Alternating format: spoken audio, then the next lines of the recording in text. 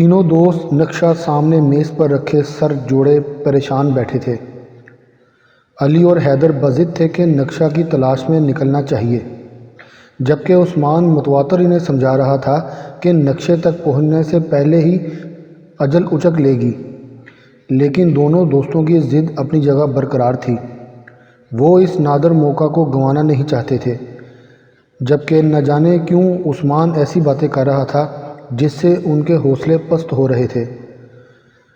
میں نے خود پتہ لگوایا ہے، یہ خزانہ جس غار کے اندر ہے اس سے پہلے ایک گھنے جنگل سے گزرنا پڑتا ہے، عثمان نے انہیں بتایا۔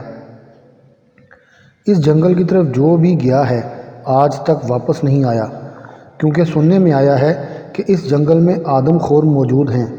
یہی نہیں، کچھ لوگوں سے تو یہ بھی سننے میں آیا ہے کہ وہاں جن بھوتوں کا بھی بسیرا ہے۔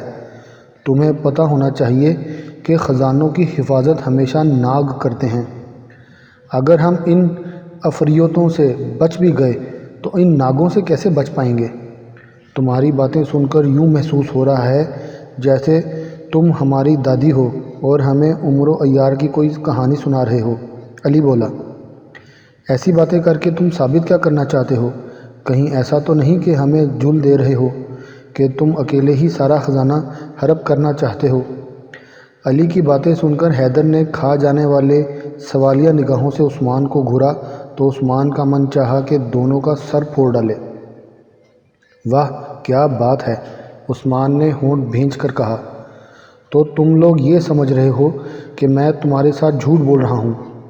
دیکھو عثمان، حیدر نے فیصلہ کن لہجے میں عثمان کو مخاطب کیا، ہم لوگ یک مشت ہو کر جب جائیں گے تو کوئی روح بدروح یا کوئی جن بھوت یا پھر ناگ ہمارا بال بھی بیکا نہیں کر پائے گا، اور اگر کچھ سامنے آ بھی گیا تو یہ ہتھیار کس دن کام آئیں گے؟ اور پھر ہم اپنی حفاظت کے لیے اپنے ساتھ کچھ نہ کچھ تو لے کر ہی جائیں گے۔ ہم لوگ بہر صورت خزانہ حاصل کر کے لائیں گے اور ثابت کریں گے کہ ہم بہادر لوگ ہیں جنہوں نے جان جوخم میں ڈال کر وہ خزانہ حاصل کیا ہے۔ اور ویسے بھی انسان بہت بہادر چیز ہے، جن بھوت سمیت ہر چیز کو اپنا بندی بنانے کی شکتیاں رکھتا ہے۔ وہ لوگ اور ہیں، عثمان بے چارگی سے بولا، ہم لوگ اپنی قسمت نہیں بدل پا رہے، ہر چیز کو اپنا بندی کیسے بنائیں گے؟ قسمت بدلنے کا وقت اب آ چکا ہے میرے بھائی، علی نے لقمہ دیا۔ اگر اس موقع سے ہم نے فائدہ نہ اٹھایا تو ممکن ہے کوئی اور ہی مستفید ہو جائے گا اور ہم دیکھتے رہ جائیں گے۔ لالچ بری بلا ہے، عثمان تنک کر بولا۔ تم لوگ سمجھ کیوں نہیں رہے کہ خطرات 100% ہیں اور بچنے کا امکان 1% بھی نہیں؟ مگر ہم اسے غلط ثابت کریں گے عثمان، علی نے ہمت کر کے جواب دیا۔ ہمت مت ہارو، اگر آج نہیں تو کب؟ آخر کب تک ہم لوگ غربت کی چکی میں پستے رہیں گے؟ کیا ہمارے مقدر میں محرومیاں لکھی ہیں؟ یاد رکھ لو میری بات، ہم بہر صورت اس خزانے کی تلاش میں ضرور جائیں گے، اور جس نے انکار کیا اس سے ساری زندگی کا رشتہ ناتا ختم کر دیا جائے گا۔ علی کی بات سن کر عثمان نے مجبوراً حامی تو بھر لی، لیکن حقیقت یہ تھی کہ اس کا دل بری طرح گھبرا رہا تھا۔ اس کے من کے مندر میں خوف کی گھنٹیاں بج رہی تھیں، لیکن دوستوں کے سامنے انکار کر کے وہ خود کو بزدل نہیں کہلوانا چاہتا تھا۔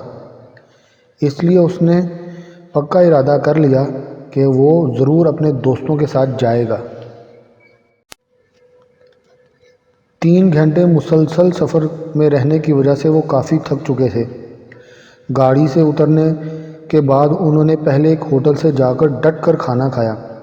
کھانا کھانے کے بعد انہوں نے ایک ویٹر سے چوک محل کا راستہ پوچھا تو اس ویٹر نے انہیں حیرت سے گھورا۔ وہاں کیا کرنے جا رہے ہو؟ ویٹر نے حیرت سے پوچھا۔ کیا راستہ بتا سکتے ہو؟ حیدر نے کہا۔ کیوں نہیں، لیکن مشورہ دوں گا کہ یہیں سے واپس چلے جاؤ، جو بھی اس طرف گیا ہے کبھی لوٹ کر واپس نہیں آیا۔ کیا راستہ بتا سکتے ہو؟ حیدر نے دوبارہ اپنا سوال پر زور دیتے ہوئے کہا تو ویٹر نے انہیں راستہ سمجھا دیا۔ بل ادا کرنے کے بعد تینوں دوست ہوٹل سے باہر نکلے۔ علی اور حیدر جانتے تھے کہ عثمان بہت کچھ ان سے کہنا چاہتا ہے، لیکن باوجود کوشش کے وہ چپ ہے، کیونکہ اب اتنا سفر کر کے واپس چلنے کے لیے کسی نے بھی تیار نہیں ہونا تھا۔ اس لیے دونوں نے آنکھوں ہی آنکھوں میں ایک دوسرے کو اشارہ کیا کہ عثمان کی ڈھارس بندھائی جائے، کہیں ایسا نہ ہو کہ منزل کے قریب پہنچنے تک اس کی جان ہی نہ نکل جائے، کیونکہ جو اس کی حالت تھی اسے دیکھ کر یہی اندازہ لگایا جا سکتا تھا کہ اگر اس کے بس میں ہو تو وہ الٹے قدموں بجلی کی تیزی سے دم دبا کر بھاگ جائے گا۔ زندگی کتنی خوشگوار ہو جائے گی اگر ہم لوگ کامیاب لوٹے تو، حیدر نے کھوئے ہوئے لہجے میں کہا۔ اگر لوٹے تو؟ عثمان بالآخر بول پڑا، اور اس بات کو سن کر دونوں نے اسے کھا جانے والی نظروں سے گھورا۔ یار کیا منہ لٹکایا ہوا ہے؟ علی نے کہا، اس سے تو بہتر تھا کہ تم نہ ہمارا ساتھ دو، بجائے ہماری ڈھارس بندھانے کے ہمیں الٹا ڈرانے کی کوشش میں لگے ہوئے ہو۔ جواباً عثمان نے چپ دھار لی۔ جلد ہی وہ ایک گھنے جنگل کے سامنے پہنچ گئے۔ جنگل دور سے ہی بہت عجیب دکھائی دے رہا تھا۔ اس کو دیکھ کر خوف کی ایک سرد لہر تینوں کے جسموں میں سرایت سی کر گئی، لیکن تینوں نے اپنی کیفیت ایک دوسرے پر واضح نہ ہونے دی۔ جنگل کے اندر گھپ اندھیرا دکھائی دے رہا تھا، حالانکہ سورج اپنی پوری آب و تاب کے ساتھ چمک رہا تھا۔ یوں لگ رہا تھا جیسے سورج کی کرنیں جنگل کے اندر داخل نہیں ہو پا رہی ہیں۔ تینوں کے دل کی دھڑکنیں بے ترتیب ہونے لگیں۔ ہماری منزل ہم سے کچھ فاصلے پر ہے، عثمان گویا ہوا۔ تو دونوں نے حیرت سے اسے گھورا۔ یہاں کھڑے ہو کر سوچنے کا کوئی فائدہ نہیں، جب یہاں تک آ ہی گئے ہیں تو اب یہاں کھڑے ہو کر آگے کے حالات سے آگاہی ممکن نہیں ہے۔ سر پر بندھے کفن کس لو اور چلو۔ بہت شکریہ، علی نے عثمان کے گلے لگ کر کہا۔ تم لوگ میرے لیے بھائیوں کی طرح ہو، تمہیں مصیبت میں اکیلا بھی تو نہیں چھوڑ سکتا۔ اگر ہم جئیں گے تو ایک ساتھ اور مریں گے بھی تو ایک ساتھ۔ دونوں دوستوں نے اس کی بات کی تصحیح کی اور تینوں جنگل کے اندر داخل ہو گئے۔ دیو قامت اور گھنے درختوں نے جنگل کے اندر گھپ اندھیرا پیدا کیا ہوا تھا۔ ہاتھ کو ہاتھ سجائی نہیں پڑتا تھا۔ تھوڑی دیر کے بعد تینوں دوست ایک ہی جگہ بت بنے کھڑے رہے، لیکن جلد ہی اندھیرے میں دیکھنے کے قابل ہوئے تو تینوں نے ایک دوسرے کی ڈھارس بتاتے ہوئے آگے قدم بڑھائے۔ ابھی انہوں نے بمشکل تھوڑا ہی فاصلہ طے کیا ہوگا کہ یکدم انہوں نے ایسا محسوس کیا جیسے ان کے پیچھے کوئی چیز گری ہو۔ تینوں دوستوں نے ایک ساتھ جلدی سے مڑ کر پیچھے دیکھا تو اگلا منظر دیکھ کر تینوں کے پیروں تلے زمین کھسک گئی۔ ان کے سامنے ایک عجیب و غریب شکل کا جانور کھڑا انہیں گھور رہا تھا۔ اس جانور کا منہ کتے کی مانند تھا، لیکن جسامت کسی گدھے کے برابر تھی۔ سب سے حیران کن بات یہ تھی کہ اس کی صرف ایک آنکھ تھی، وہ بھی اس کے ماتھے کے اوپر۔ اس کی آنکھ عام جانوروں کی آنکھ سے 2 گنا بڑی تھی۔ اس کی زبان کتے کی مانند منہ سے باہر نکلی ہوئی تھی اور اس سے رال ٹپک رہی تھی۔ وہ جانور کھا جانے والی آنکھوں سے انہیں گھور رہا تھا۔ یوں لگ رہا تھا جیسے پلک جھپک میں وہ ان تینوں کو کچا چبا جانے کا ارادہ کر چکا ہو۔ اس کی خون خوار نگاہوں کا مطلب تینوں دوست اچھی طرح سمجھ چکے تھے۔ تینوں دوستوں کے اوپر کی سانس اوپر اور نیچے کی سانس نیچے ہی اٹک کر رہ گئی۔ بدحواسی کے عالم میں تینوں نے پیچھے کی طرف ہٹنا شروع کر دیا۔ علی اور حیدر کو پہلی بار اپنی ضد پر افسوس ہو رہا تھا۔ عثمان نے ٹھیک ہی کہا تھا، لیکن انہوں نے ضد کر کے اپنی جان مصیبت میں ڈال دی۔ بھاگو! یکدم عثمان چلایا اور جس کا منہ جس طرف لگا سرپٹ دوڑنے لگا۔ اس عفریت نے کھا جانے والی آنکھوں سے تینوں کی طرف دیکھا اور دوسرے ہی لمحے اس نے علی کے پیچھے بھاگنا شروع کر دیا۔ علی اس بات سے یکسر نہ آشنا تھا کہ موت اس کے ارد گرد گھوم رہی ہے۔ زندگی کسے پیاری نہیں ہوتی؟ اپنی جان بچانے کے لیے اگر خون کی ندیاں بھی بہانی پڑ جائیں تو انسان دریغ نہیں کرتا۔ پھر یہاں تو یکدم ہی ہوس اور غربت کے مارے تینوں دوستوں کی جان شکنجے میں پھنس چکی تھی۔ اور جان بچانے کی غرض سے جس کا جدھر منہ لگا اس نے سرپٹ دوڑنا شروع کر دیا۔ علی مسلسل بھاگ رہا تھا، اس کا پورا وجود پسینے میں شرابور ہو چکا تھا۔ وہ جلد از جلد اس خونی جنگل سے باہر نکلنا چاہتا تھا۔ دور سے ہی اسے روشنی کی مدھم سی لکیر دکھائی دینی شروع ہو گئی۔ وہ جس قدر تیزی سے بھاگ سکتا تھا جنگل سے باہر نکلنے کے لیے بھاگ رہا تھا۔ اس کا سانس دھوکنے کی طرح چل رہا تھا۔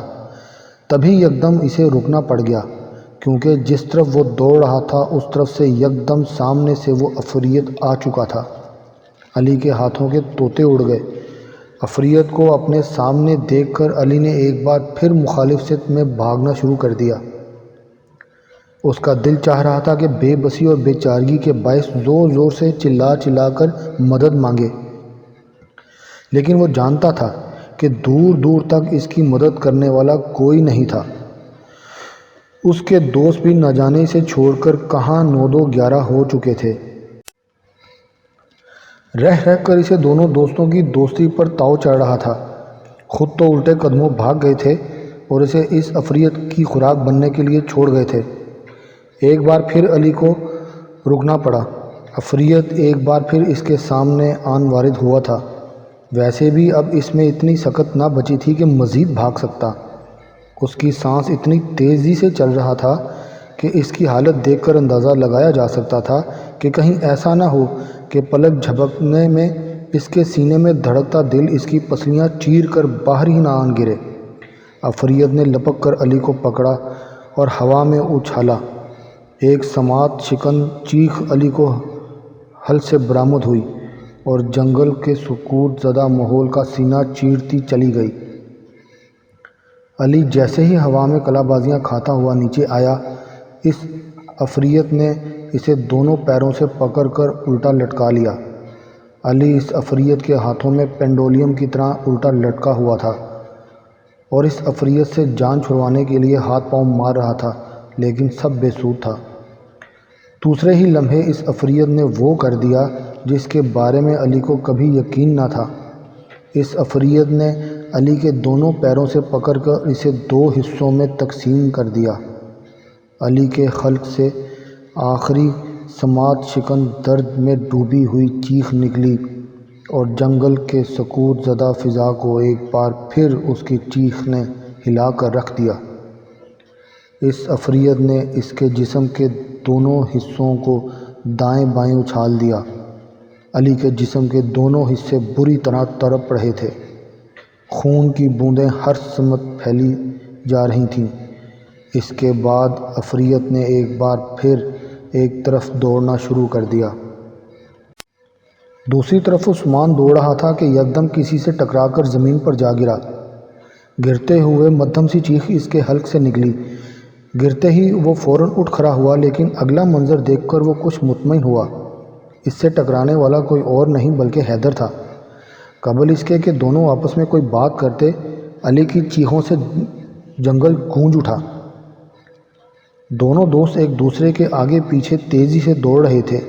کافی دیر دوڑنے کے بعد جب عثمان نے مڑ کر دیکھا تو اس کے حواس باختہ رہ گئے، کیونکہ حیدر اس کے ساتھ نہیں تھا۔ اس کی آنکھیں پتھرا گئیں۔ وہ جان چکا تھا کہ اس کا دوسرا دوست بھی اس عفریت کا شکار ہو چکا ہے۔ نہ چاہتے ہوئے بھی اس کا دل ڈوب کر رہ گیا۔ ایک بار پھر اس نے رہی سہی ہمت یکجا کر کے اپنی جان بچانے کے لیے تیزی سے دوڑنا شروع کیا۔ اس کی خوش قسمتی کہ جلد ہی سے روشنی دکھائی دینے لگی۔ دوڑتے دوڑتے بالآخر وہ اس خونی جنگل سے باہر نکل آیا اور ایک چٹان پر بیٹھ کر تیز تیز سانس لینے لگا۔ اس کا سانس پھول چکا تھا۔ کافی دیر چٹان پر بیٹھ کر اس نے سانس بحال کیا اور جب کچھ سانس لینے میں بہتری آئی تو اس نے ادھر ادھر نگاہ دوڑائی، لیکن اگلا منظر دیکھ کر اس کی حیرت ہوا دیدہ ہو گئی۔ وہ اس غار کے دہانے کے سامنے بیٹھا تھا جس کے اندر نقشے کے مطابق خزانہ تھا۔ جہاں اسے دوستوں کے بچھڑنے کا ملال تھا، وہیں اسے خزانہ ملنے کی خوشی بھی تھی۔ عثمان جلدی سے اپنی جگہ سے اٹھا اور غار کی طرف بڑھا۔ غار کے اندر سورج کی کرنیں جانے کی وجہ سے کافی اجالا تھا۔ عثمان آگے بڑھ رہا تھا کہ غار کے اندر جا کر تھوڑی ہی دور سے اسے ایک بڑے بڑے لکڑی کے صندوق دکھائی دیے۔ عثمان خوشی سے پھولا نہ سمایا۔ وہ جان چکا تھا کہ وہ خزانے تک پہنچ چکا ہے۔ اس کا من چاہ رہا تھا کہ خوشی کے باعث چیخے چلائے اور دنیا کو بتائے کہ اس نے جان جوخم میں ڈال کر آخر یہ معرکہ مار ہی لیا ہے۔ عثمان گھٹنوں پر ہاتھ رکھ کر اپنی خوشی کو قابو کرنے کی کوشش کر رہا تھا، اور ایک بار پھر جب وہ سیدھا کھڑا ہوا تو اگلا منظر دیکھ کر وہ ڈر سا گیا۔ عثمان کی نگاہ ایک صندوق پر کنڈلی مارے بیٹھے ایک ناگ پر پڑی جس نے اپنا پھن پھیلایا ہوا تھا۔ عثمان کو وہ اپنے جسم میں دوڑتا لہو منجمد ہوتا ہوا محسوس ہوا، لیکن اس کی خوشی کا اس وقت کوئی ٹھکانہ نہ تھا جب اس نے سام کو باہر کی طرف نکلتے ہوئے دیکھا۔ جب ناگ غار سے باہر نکل گیا تو عثمان جلدی سے ان صندوقوں کی طرف بڑھا۔ جیسے جیسے وہ صندوقوں کے ڈھکنے اتار کر دیکھ رہا تھا، ویسے ویسے اس کی آنکھیں حیرت سے پھیلتی جا رہی تھیں۔ سارے صندوق لبالب ہیرے جواہرات سے بھرے ہوئے تھے۔ عثمان کا بس نہیں چل رہا تھا کہ وہ سارے صندوق لے کر چلتا بنے۔ اس نے ایک صندوق کا انتخاب کیا۔ اس کے اندر ہیرے جواہرات کا انبار لگا ہوا تھا۔ عثمان جانتا تھا کہ اتنا خزانہ تھا کہ اس کی درجنوں نسلیں پاؤں پہ پاؤں دھر کر بیٹھ کر کھا سکتی ہیں۔ یہی نہیں، اس خزانے کے عوض وہ ساری دنیا بھی خریدنا چاہتا تو یہ اس کے لیے قطعی کوئی مشکل امر نہ تھا۔ بڑی ہی مشکل سے عثمان نے صندوق کو اٹھا کر سر پر لادا۔ اس کے پاؤں لڑکھڑا رہے تھے۔ عثمان کے دل میں لڈو پھوٹ رہے تھے۔ ذہن کے اندر وہ خود کو ایک شہزادے کے روپ میں دیکھ رہا تھا۔ عثمان صندوق اٹھائے جیسے ہی غار سے باہر نکلا تو اگلا منظر دیکھ کر اس کے سارے سپنے کرچیاں کرچیاں ہو کر رہ گئے۔ عثمان نے ایک ٹھنڈا مگر لمبا سانس خارج کیا اور سر پر لادا ہوا صندوق بڑی مشکل سے اتار کر زمین پر رکھا۔ اس کے لبوں پر پھیکی سی مسکراہٹ پھیل گئی۔ اس کے سامنے منظر ہی اتنا بھیانک تھا کہ اسے اپنی بھیانک موت دکھائی دے رہی تھی۔ سینکڑوں کی تعداد میں سام پھن پھیلائے اس کا راستہ روکے کھڑے تھے، جنہیں دیکھ کر عثمان کو یوں لگا جیسے واقعی اس نے ابھی تک جاگتی آنکھوں سے کوئی سپنا دیکھا ہو۔ اسے کچھ سمجھ نہیں آ رہی تھی کہ وہ کیا کرے۔ سانپ اسے ہر طرف سے بری طرح سے گھیر چکے تھے۔ سانپوں نے دھیرے دھیرے اس کی طرف بڑھنا شروع کیا تو اسے احساس ہوا کہ اب اسے بھاگنے کے علاوہ کوئی راستہ نہیں بچا۔ عثمان نے آسمان کی طرف نگاہیں اٹھائیں۔ اس کی آنکھوں میں آنسو آ گئے۔ رکو میرے دوستو، مجھے بھی ساتھ لیتے چلو۔ اب میں جان گیا ہوں کہ لالچ بری بلا ہے۔ آسمان کی طرف دیکھتے ہوئے عثمان بولا اور پھر خود کو موت کے سپرد کرنے کے لیے تیار ہو گیا۔